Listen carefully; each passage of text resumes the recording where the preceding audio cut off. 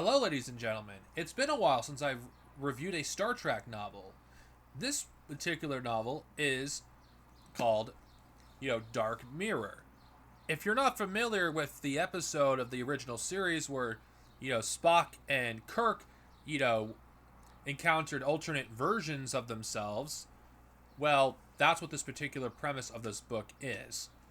Except, unlike certain members of the Enterprise in the original series being teleported into the mirror universe, it's the entire Enterprise that gets teleported into another universe with the next generation.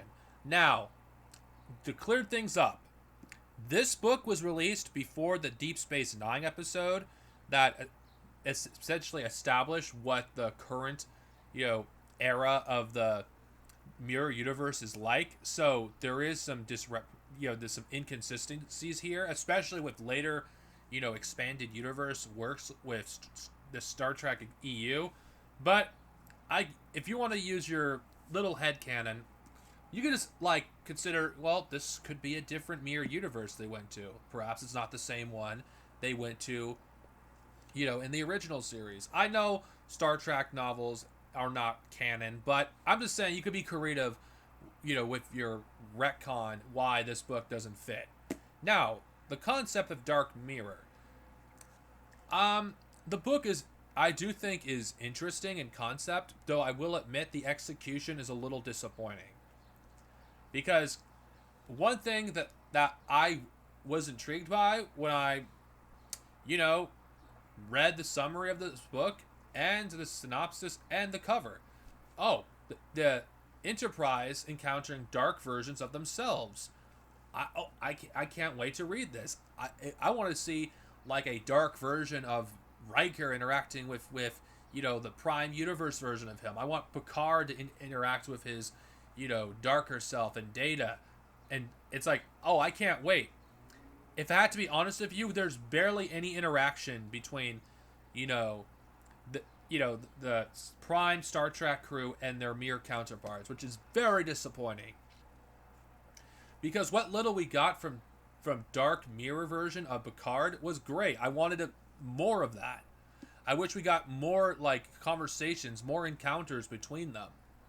I mean, I don't consider this a bad book. I'm just saying I was a little disappointed. But the author that writes this has a good reputation when it comes to writing good Star Trek novels, and she's considered one of the best Star Trek authors, out there. And she wrote a lot of Star Trek, back in the day. So, if you're just looking for a fun story and you're looking for something to fill your next generation fix, because you've done watching the series and you're hungry for more, stories featuring your favorite characters, this book is definitely something I would check out. I think it's a lot of fun. I enjoyed it. Even if it was a little disappointing that the Mirror Universe versions of the Enterprise D crew, we didn't really get to see them that much in this book. And yeah, even though there is some inconsistency with the modern Star Trek expanded universe, I still would recommend reading this. And this does genuinely feel like a episode that you would have seen in The Next Generation. And in fact, I do think if this book was actually, a Next Generation episode, I think it would be good. I would be able to excuse some of the criticisms I have, because there's only so much time you could showcase, their mirror version of the characters and the non-mirrored versions. So I would be more forgiving. But whatever. It is what it is. I think it's an enjoyable read. I highly recommend it. It's not that hard to find. I mean, most of these Star Trek novels I've talked about are easy to find. You could get them on Kindle. So yeah, I give this a good rating. It's definitely a Star Trek novel I would recommend. Anyway, may we live long and prosper. And next time, I'm going to be reviewing my very first Deep Space Nine related Star Trek novel.